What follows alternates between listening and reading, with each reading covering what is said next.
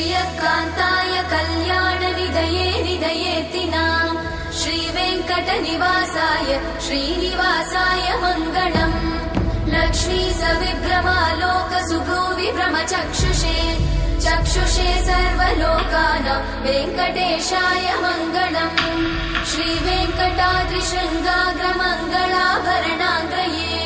मङ्गलानां निवासाय श्रीनिवासाय मङ्गलम् सर्वावयव सौन्दर्य सम्पदा सर्वचेतसां सदा सम्मोहनायास्तु वेङ्कटेशाय मङ्गलम् नित्याय निरवध्याय सत्यानन्दचिदात्मने सर्वान्तरात्मने श्रीमद् वेङ्कटेशाय मङ्गलम्